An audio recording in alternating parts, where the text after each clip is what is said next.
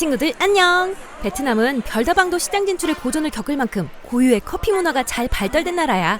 그럼 지금부터 베트남 커피 문화를 함께 찾아가 보자. 전 세계 커피 생산량 2위의 커피 강국 베트남. 아침 일찍부터 문을 연 카페엔 언제나 커피를 즐기는 베트남 사람들로 가득해. 특히 커피에 코코넛이나 요거트, 달걀 등을 넣어 마시는 베트남만의 특별한 커피 문화를 꽃피우고 있지. 베트남 커피 중 가장 대표적인 게 바로 카페 스어다야. 베트남어로 카페는 커피, 스어는 연유, 다는 얼음을 말해. 우리말로는 차가운 연유 커피라고 생각하면 돼. 뜨거운 연유 커피는 카페 스어농이라고 불러. 블랙 커피나 스어다 커피입니다. 하나는 앞에 얘기한 것처럼 우유 대신 연유를 넣어. 프랑스 식민지 시절 우유를 프랑스에서 공수해 오다 보니 신선한 우유를 구하는 것이 쉽지 않았대. 궁여지책으로 연유를 섞어 마시게 되었는데 오! 유레카! 지금은 베트남의 대표적인 커피 문화가 되었어. 또 하나는 틴커피라고 미세한 구멍이 난 틴이라는 용기에 가른 원두를 넣고 뜨거운 물을 부어 우려내는 커피 방식이지. 추출 시간이 길다 보니 일단 에스프레소보다 더 강한 맛을 가지고 있는데 베트남 사람들이 핀커피를 고집하는 건 더 맛있기 때문이라고 해. 핀으로 커피를 내리면 조금씩 떨어져 맛있습니다. 기계보다 좋죠. 기계는 빨라서 커피 맛이 없어요. 이제는 우유 공급이 원활하면서 연유와 우유를 함께 넣어주는 집도 많아. 우리나라에서 판매하는 돌체라떼와 같은 맛이라 입맛에 딱 맞을 거야. 베트남에 가서는 꼭 우유를 함께 달라고 말해봐. 다음 카페찡이야. 베트남어로 찡은 계란이란 뜻이야. 한국말로 말하면 계란커피, 계란을 넣은 커피지. 하노이에서 처음 탄생한 에그커피는 탄생 과정이 조금 슬프기도 해. 1940년대 프랑스 식민지 시절 카푸치노를 보고 베트남 사람들도 마시고 싶었지만 비싼 우유 가격 때문에 생각도 못했어. 대신 저렴한 계란 노른자를 사용해 거품을 만들고 커피에 섞었지. 비슷한 모양을 만들어봤는데 에그머니나 더 맛있는 커피가 되었지 뭐야? 우리 집 계란 커피가 맛있는 이유에 대해 손님들이 오시면 항상 물어보시죠. 특히 베트남이 아닌 외국인 관광객들은 꼭 물어봅니다. 계란을 익혀서 만드는 것인지 날계란인지를요. 저희 집의 특별한 방법은 생계란 노른자를 거품을 여러 번 쳐서 크림을 만든 후 부드럽게 드리는 것이 포인트입니다. 고소하고 묵직한 맛에 풍성한 크림 질감. 아마 계란이라고 말하기 전에는 눈치채지 못할걸? 하노이가 원조이니 꼭 먹어봐야겠지? 아참, 에그커피는 조금 빨리 마시는 게 좋아. 식으면서 약간 계란 특유의 비린 맛이 올라올 수 있어. 한 잔 마시고 한 잔, 오케이?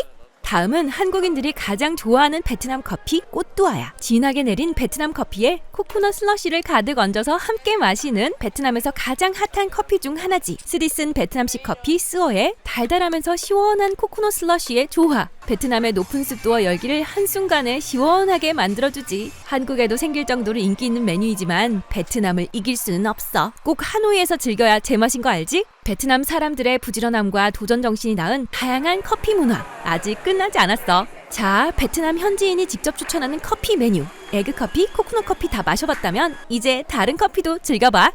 현지인들이 많이 찾는 건 박시우예요. 잘 내린 스어 커피에 베트남식 코코넛 밀크를 넣고 연유를 부어서 만들죠. 마치 아인슈페너 같습니다.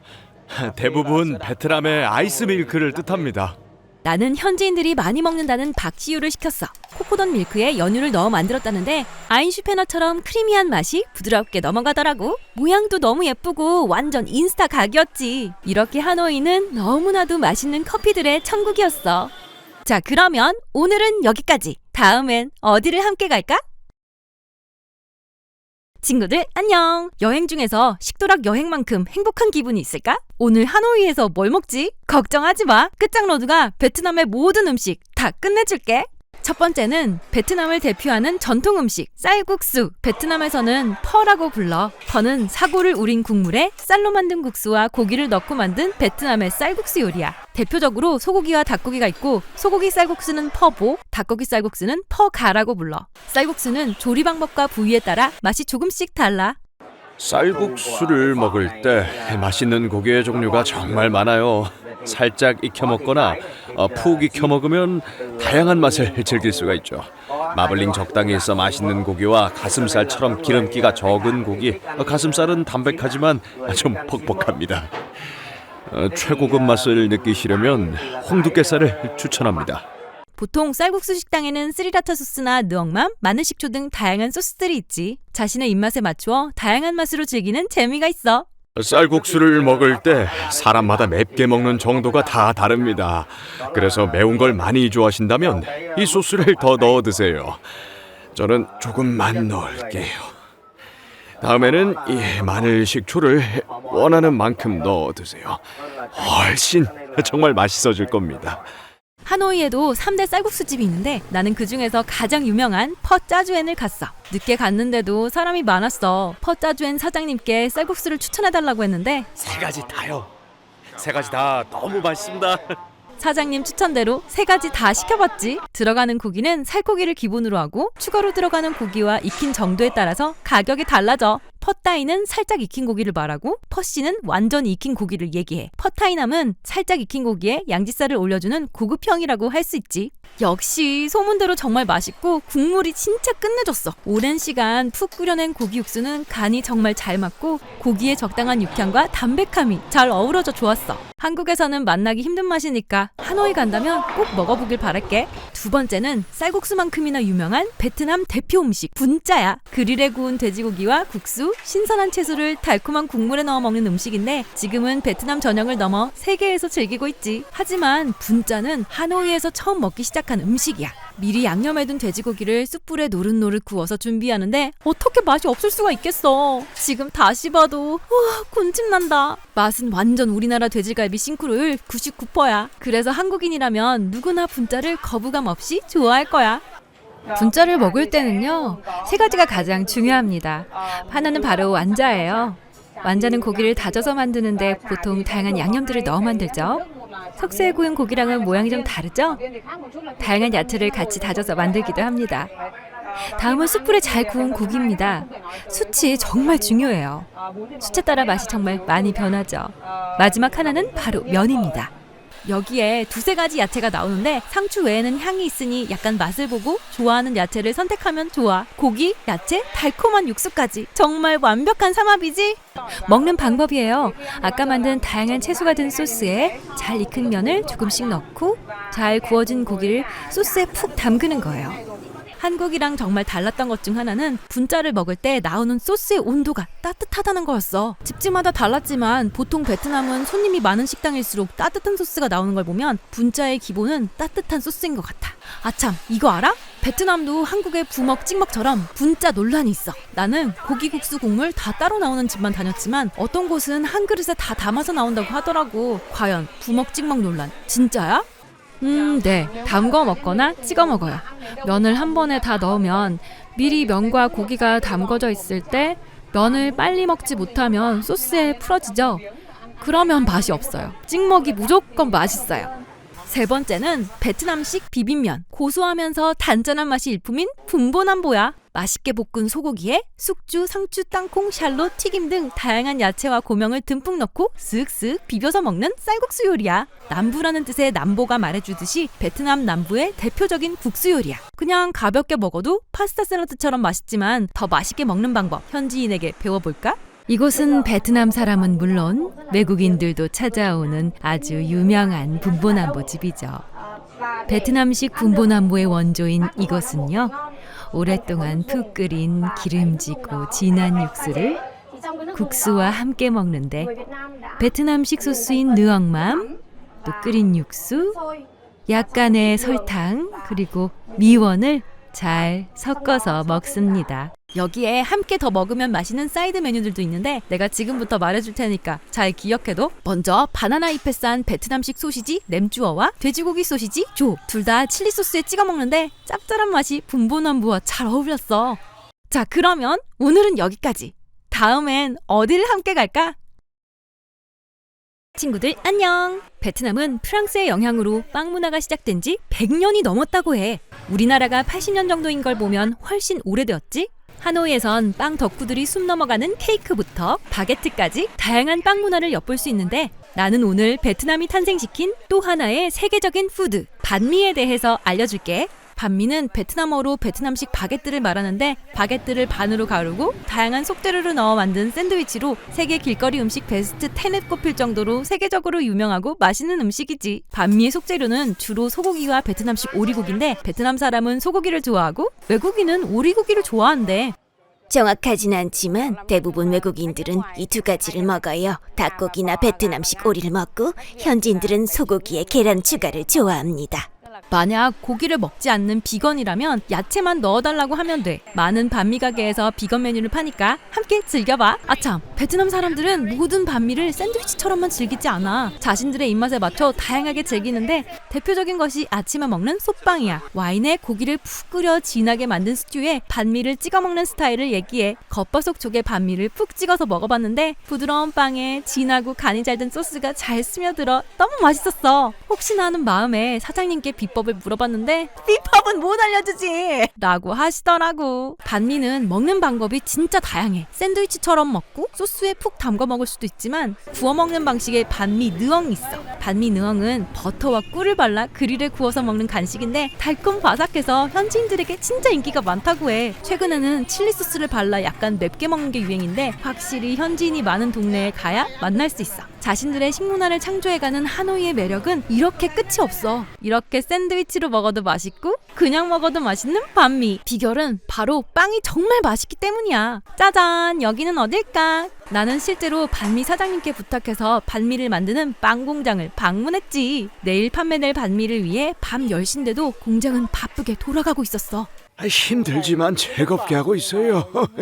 베트남 반미가 특별한 이유 중에 하나는 밀가루와 쌀가루를 믹스해 바게트 반죽을 만드는데 집집마다 비율이 다르다고 해. 아마도 그 비율이 비법이겠지? 타잉 사장님은 20년이 넘게 매일 저녁 10시부터 아침 10시까지 일하며 하노이의 많은 반미 가게의 빵을 책임지고 있어. 자신의 빵을 먹고 웃음 지을 사람들을 생각하며 긴 밤의 피곤함도 있는 것 같아.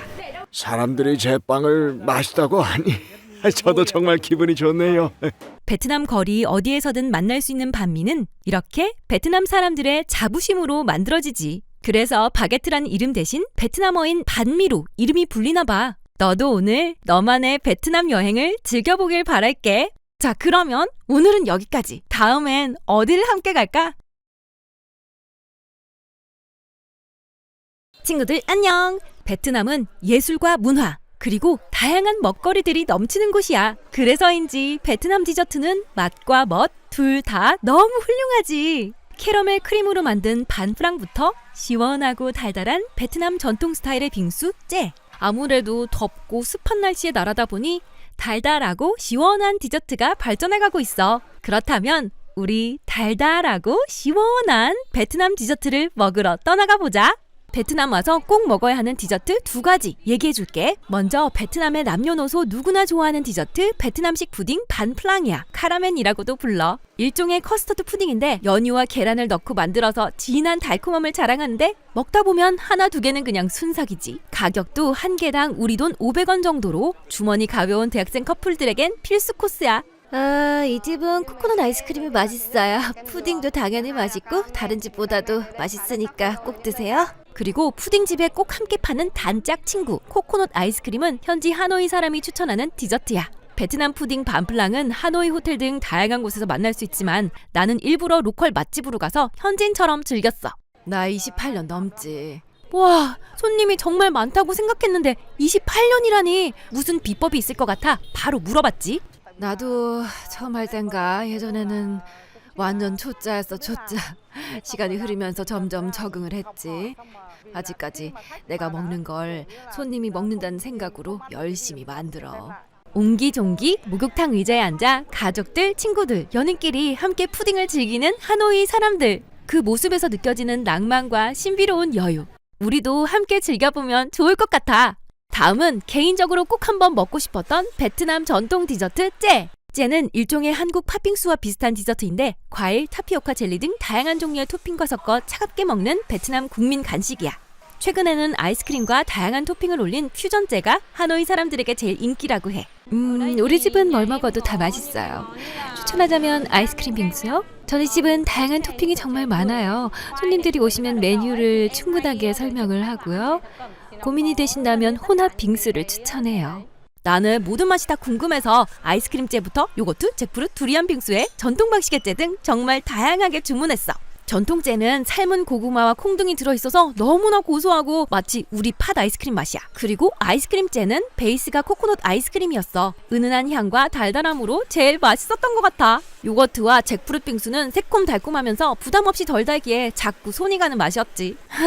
하지만 두리안 보울은 역시 도전했지만 아직은 힘들어. 하지만 두리안을 좋아한다면 꼭 먹어봐. 현지인들은 정말 많이 찾는다고 해. 전체적으로 식감이 더 부드럽고 진한 향과 달콤함이 강해서 오히려 입맛에 맞을 수도 있어. 한국 분들은 여기 오시면 혼합제를 정말 많이 찾아 드세요. 왜냐하면 달달하고 제일 고소해요. 달콤, 고소. 이렇게 베트남은 맛있는 디저트들의 천국이었어.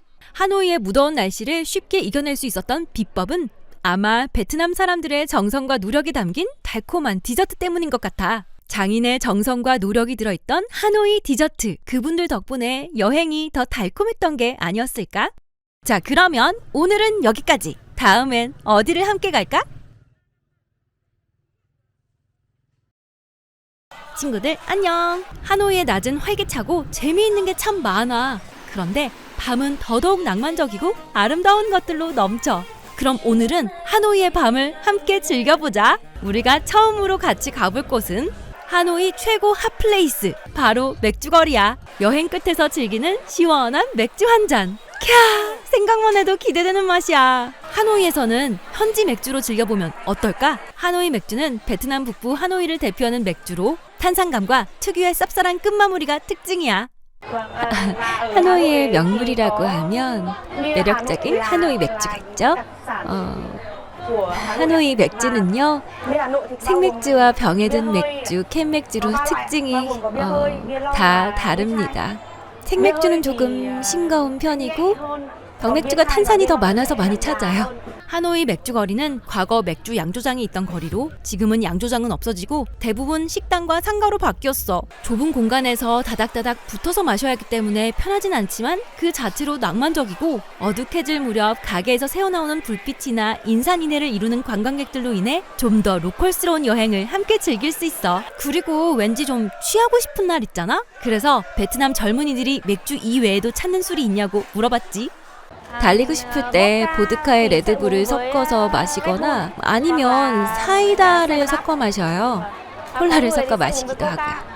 내 기억으로는 우리나라의 소주와 같은 느낌이고 섞어 먹은 맛도 나쁘지 않았어. 가격은 우리나라 돈으로 3,000원에서 4,000원 사이였던 것 같아. 맥주거리는 7, 8시는 비교적 한산하고 9시에 가장 사람이 많아. 12시나 1시를 넘어가면 문을 닫으니까 가고 싶은 친구들은 적당한 시간에 방문하는 걸 꼭 추천해. 다음으로 가볼 곳은 타디오토. 베트남 사람들이 하노이를 설명할 때 다양한 수식어가 붙는데 그중 하나는 베트남 예술의 도시 하노이야. 오페라 하우스를 중심으로 한 하노이 구시가지에는 호안기엠 지구의 젠트리피케이션을 피해 예술가들의 모임을 주축으로 후원을 하시는 분들이 만든 갤러리나 재즈바를 많이 만날 수 있어. 그중 가장 유명한 타디오토, 미국 CNN에도 소개된 곳이라고 해.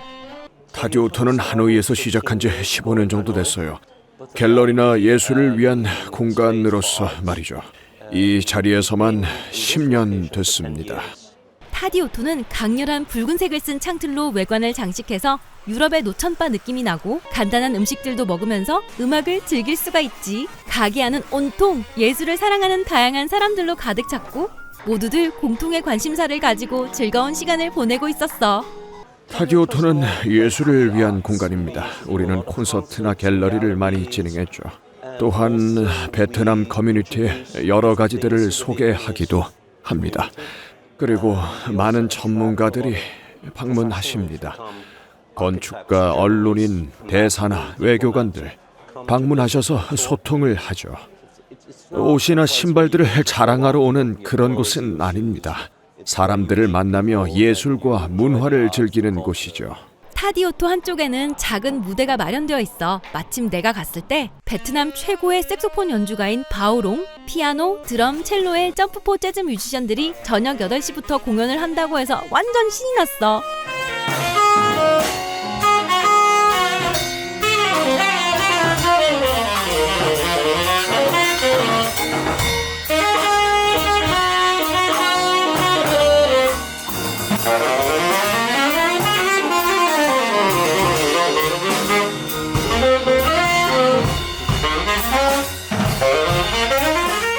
베트남 현지에서 듣는 한여름밤 재즈의 향연. 시간이 흐를수록 무대는 뜨거워졌고 함께 듣던 관객들과 나 모두들 베트남 재즈 문화에 흠뻑 빠져들었어. 하노이 여행의 작은 소확행을 재즈로도 한번 느껴봐. 공연을 감상하고 싶은 친구들은 타디오토 인스타로 문의해서 맞춰서 가면 좋을 것 같아. 답변도 빠르고 자세히 설명도 해주셔. 공연도 즐기고 적당히 빈티지하면서 정감 있는 분위기를 원한다면 타디오토 추천할게. 이번에는 미국 CNN이 추천하는 하노이의 명소 록시티야. 하노이에서 가장 큰 호수인 서호 부근에 있어. 록시티는 12년 전 베트남 젊은 예술가들이 만든 베트남다운 독립예술 공간으로 음악, 전시, 거리 예술 등 베트남의 모든 예술 트렌드를 경험할 수 있어. 저희 하노이 락시티의 특징 중 하나는 락이나 밴드 음악을 하는 친구들을 찾아서 재능을 발휘하게 한다는 겁니다. 특히 2층에 있는 레드룸은 라이브 공연장으로 베트남 인디 밴드들의 공연을 상시로 볼 수 있는데 공연이 없는 날도 있으니 꼭 페이스북을 통해 확인하는 게 좋아. 내가 방문한 날은 저녁 8시부터 10시까지 베트남 재즈 가수와 어쿠스틱 밴드의 공연이 열렸는데 현재 하노이 젊은이들에게 인기 있는 베트남 음악의 매력을 확실히 느낄 수 있었어. 12 giờ đêm rồi sao chẳng thấy anh gọi. Phải chăng là anh lại quen thôi hay là cả đi đâu nhỉ? 12 giờ đêm rồi sao anh không nhấc máy. 저희 락시티도 다양한 음악 공연을 하고 있어요. 많은 젊은이들은 음악의 장르를 구분하지 않기 때문이죠.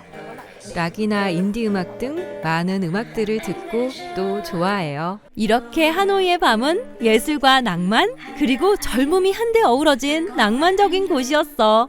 자, 그러면 오늘은 여기까지. 다음엔 어디를 함께 갈까? 친구들 안녕. 하노이가 동남아에서 가장 오래된 도시라는 걸 알고 있니? 무려 1000년의 역사를 자랑한다고. 오랜 역사만큼이나 시내 곳곳에 볼거리가 가득한데 오늘은 어디부터 가볼까? 베트남 수도인 하노이는 지금은 두 강 사이에 있는 도시라는 뜻이지만 1010년에 떠오르는 용이라는 뜻의 탕롱으로 불리며 하노이의 수도가 되었어. 유서 깊은 도시인 만큼 거리에선 다양하고 복합적인 문화를 느낄 수 있어. 그런데 날도 덥고 오토바이도 많고 어떻게 다 돌아보냐고? 걱정 마. 하노이 명소 대부분을 경유하는 시티 투어 버스를 추천할게. 시티 투어 버스는 연중 무휴로 운행 시간은 오전 9시부터 저녁 6시까지 30분 간격으로 운행되고 있고 버스표 구매는 온라인과 오프라인 둘 다 가능해. 운행 코스는 평일에는 호안기엠에서 출발해 오페라 하우스, 호치민 묘소 등 13곳으로 주요 하노이 명소를 한 번에 다 볼 수 있을 만큼 알차게 구성되어 있어. 주말에는 호암기엔이 차 없는 거리가 되면서 오페라 하우스 앞에서 출발하니까 꼭 기억해둬. 그럼 지금부터 나랑 시티 투어 버스를 탄다고 생각하고 하노이 곳곳을 누벼볼까? 먼저 하노이 목꽃 사원이야. 목꽃 사원은 1049년 리 왕조의 창건자인 리태종이 꿈의 연꽃 위에 아기를 품은 관음보살을 보고 절을 지었다고 해. 베트남 국보 1호로 하나의 기둥 위에 사당을 얹어 만든 구조로 연꽃을 상징하는 형상으로 지어진 아름다운 사원이야. 특히 절을 2바퀴 돌면 소원이 이루어진다고 하고 리태종이 관음보살을 만나는 꿈을 꾸고 후손을 얻은 만큼 아이를 바라는 사람들이 많이 찾아와서 기도한다고 해.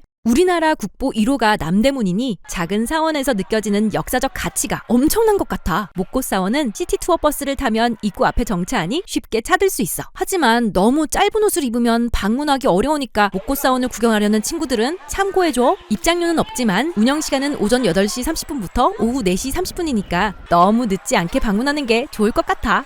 하노이의 다른 역사를 한번 찾아가 볼까? 이번엔 하노이의 대표적인 상징물 문묘 국자감이야. 역시 시티 투어 버스가 바로 앞에 내려주니 걱정 마. 문묘 국자감은 공자를 모신 사당이자 1076년 베트남 최초의 대학이 세워진 곳이라 하노이 교육의 성지 같은 곳이지. 그리고 그거 알아? 베트남 화폐 10만동에 등장하는 규문각이 문묘에 있는데 실제 지폐와 규문각을 비교하는 인증샷도 여행의 추억으로 남겨봐. 국자감이 베트남 최초의 대학인 만큼 하노이 현지 대학생들은 졸업 후 졸업장을 들고 와서 단체 사진을 기념으로 찍는다고 하는데 한국에는 없는 풍경이라 신기했어. 대학생 외에도 중고등학생들이 큰 시험을 앞두면 꼭 국자감에 와서 합격을 기원하는 기도를 한다고 해. 명문 합격이요. 제발 합격이요. 꼭이요. 함께 온 선생님도 예쁜 아우자이를 입고 학생들의 합격을 기원하고 있었어. 오늘 많은 학생들과 같이 와서 기도했는데요. 오늘 같이 온 친구들은 중학교 3학년이요. 곧 진학해요. 다 같이 좋은 고등학교 가기를 기도했어요. 학생들 모두 정말 열심히 했거든요. 다음은 기차가 대문 앞을 바로 지나가는 스릴 있는 마을, 기찻길 마을이야. 성요셉성당 앞에 내리면 아주 가까우니 성요셉성당과 기찻길 마을을 함께 구경하길 바래. 기찻길 마을은 마을을 가로질러 지나가는 기차의 모습이 전 세계 SNS에 화제가 되면서 하노이 핫플레이스 1순위가 되었는데 최근 불미스러운 사고로 방문하는 인원을 제한하고 있어. 특히 안에 마을 사람들이 운영하는 카페에서 음료 또는 푸드를 먹어야 구경이 가능해. 나도 마을 입구에서 만난 카페 주인을 따라 기찻길 마을 중심으로 들어가 음료를 시키고 구석구석 마을 구경에 나섰어. 기찻길 마을은 철로와 풍경을 배경으로 인생 사진을 남기기에 딱 좋은 아날로그 감성이야. 아기자기한 모습들이 꼭 기차가 지나가는 걸 보지 못하더라도 여행의 낭만을 즐기기엔 충분한 풍경이었어. 드디어 기차가 들어오기 시작했어. 나는 이 순간을 놓칠까 싶어 한 손에 스마트폰을 들고 열심히 촬영했는데 어때? 생각보다 기차는 크고 길어서 촬영하는 내내 긴장했어. 어린 친구들은 위험할 수도 있으니까 혹시 가족끼리 간다면 안전에 유의하길 바래. 기차는 지나가는 시간이 따로 있으니까 기차가 지나가는 모습을 보려면 시간표를 꼭 확인하고 맞춰서 가야 해. 어때? 호치민 묘소와 함께 관광이 가능한 목고사원, 문묘국자감, 성요셉성당과 기찻길 마을. 이 모든 곳이 시티투어버스 하나면 가능해. 시티투어버스의 최대 장점은 횟수에 상관없이 원하는 정거장에서 타고 내릴 수 있어. 4시간, 24시간, 48시간까지 여행의 여정에 맞춰서 이용권을 구매하고 자유롭게 이용해봐. 또 각 좌석에는 이어폰을 연결해 한국어로 설명도 해주는데 조금 안 맞기도 하니까 2층 버스가 주는 시원한 바람을 벗삼아 그냥 하노이 그 자체의 풍경을 즐겨보는 것도 좋을 것 같아. 아참, 시티투어 버스가 가로수가 우거진 길을 달리다 보면 가끔 나뭇가지에 머리를 부딪히게 될 때도 있으니까 버스 1층에 있는 베트남 모자를 꼭 챙겨서 올라가. 자, 그러면 오늘은 여기까지. 다음엔 어디를 함께 갈까? 친구들 안녕! 매력을 예술로 승화시킨 예술의 도시 하노이. 세계적으로 가장 오래된 수상극장과 아름답고 독특한 도자기 마을이 있는 곳도 바로 하노이야. 그럼 목각 인형들이 춤추고 독특한 도자기들이 많은 아름다운 도시 하노이로 함께 떠나가 보자. 100년 넘는 역사를 가진 탕롱 수상 인형 극장. 물을 가득 채운 무대, 엷은 물안개, 잘랑거리는 연못. 그 한가운데 마치 살아 움직이는 인형들이 하나 둘 나타나 생동감을 전해주는데 멋진 전통 연주에 구수한 입담까지 함께해 완전 예술이야. 베트남 고유의 문화예술입니다. 고유 유산이죠. 예전부터 발전해가고 역사를 담고 있는 변화예술이죠. 하노이는 베트남의 지역을 대표해요. 고대 베트남의 모습을 잘 담고 있어요. 인형극은 총 17가지 에피소드로 구성되어 있어. 베트남의 전통인 붕왕춤부터 개구리 낚시, 모내기 등 고대의 베트남 사람들의 일상을 보여주기도 했고, 오리를 보호하기 위해 여우를 쫓는 늙은 농부나 요정들이 춤추는 장면에서는 베트남어를 몰라도 정말 재밌었어. 공연은 17개로 구성되어 각 지역의 역사와 문화들을 담고 있죠. 역사요. 용이 불도 뿜고 쟁기가는 모습이 나올 땐 막 물도 튀기고요. 연출이 좋고 재밌어요. 보실만 할 거예요. 베트남어를 모른다고 걱정하지 마. 한국어 안내문과 한국어 오디오가 제공되기 때문에 편안한 마음으로 감상해. 가격은 자리에 따라 10만 동부터 20만 동까지인데 나는 20만 동을 주고 앞에서 보는 걸 추천할게. 다음은 하노이에 왔으면 꼭 들러봐야 하는 매력적인 도자기 마을 밭장. 하노이 시내에서 차로 30분 정도 떨어진 외곽에 있어. 마을 전체가 도자기를 만들고 판매하는데 그중 내가 가장 인상 깊게 본 건 마을 중심에 있는 도자기 전시 문화복합박물관이야. 박물관 자체가 도자기 모양으로 예술작품 같아. 거대한 나선 모양이 멋있지. 도자기 농로에서 영감을 받은 건물인데 주말에는 베트남 곳곳에서 놀러올 정도로 핫플레이스야. 손님들은 주말 대비 절반 정도 적게 오시죠. 반이요. 평일에는 역시 여행을 온 관광객들이 많고요. 주말에는 관광객과 베트남 가족 등 많은 사람들이 찾아요. 도자기 마을 밭장에서 파는 모든 도자기는 아무리 작은 도자기라도 전부 하나씩 사람의 손을 거쳐 수공예로만 생산되는 귀한 공예품이야. 특히 누구나 도자기를 만들 수 있다는 도시 슬로건대로 이곳에서는 누구나 쉽게 도자기 만들기 체험을 할 수 있어. 주말이라 가족끼리 연인끼리 방문해 체험하는 베트남 사람들이 많았어. 매주 아이들이랑 같이 놀러 가요. 아이들과 함께 새로운 곳으로 가보죠. 이번 주는 밭장으로 나들이 나와봤어요. 밭장은 집에서 가기도 편하고 이곳으로 오면 다 함께 체험도 할 수 있어요. 시장도 갈 수 있어서 좋아요. 여기 재밌는 게 많아요. 박물관, 시장들도 많고 체험들도 많아서 좋아요. 나도 도자기 만들기 체험에 도전해봤어. 도자기를 직접 만들어봤는데 생각했던 것보다 정말 힘들더라고. 정말 잘하는 꼬마 친구도 있었고 나랑 비슷한 실력의 친구도 있었지. 그릇을 열심히 만들고 있지만 생각보다 많이 어렵네요. 처음에는 반죽된 흙을 가운데 물레에 올려놓고 손으로 돌려요. 돌리면서 손을 가져다 대면 손의 움직임에 따라서 여러 가지 모양으로 만들어지게 되죠. 처음 하시면 그릇을 만드세요. 더 쉽게 하실 수 있을 거예요. 주물주물 빚기도 하고 알록달록 예쁘게 칠도 하고. 나만의 도자기 기념품으로 만들어보고 싶지 않아? 실제 사용 가능한 도자기로 받아보고 싶다면 4, 5일 기다리면 되는데 하노이 호텔에서 받을 수 있어. 만든 도자기는 가져가실 수도 있어요. 가져가시려면 30분은 기다리셔야죠. 굽는 시간이에요. 제품이 예쁘진 않아요. 색칠과 그림도 그리고 유약을 발라 구워야 도자기가 비로소 예쁩니다. 시간이 걸려요. 다음날 직접 받으시거나 배달 주문을 하신다면 더욱더 편하게 받아보실 수 있습니다. 특히 마을 입구 쪽에는 다양한 브랜드를 한 곳에 모아놓은 상설 판매장을 만날 수 있어. 작품처럼 큰 도자기부터 우리 실생활에 바로 사용되는 물컵까지 전부 메이드 인 베트남으로 밭장에서 만든다고 해. 다양한 할인 행사도 함께하고 있으니까 만약 방문한다면 주말이 더 좋은 것 같아. 자, 그러면 오늘은 여기까지. 다음엔 어디를 함께 갈까?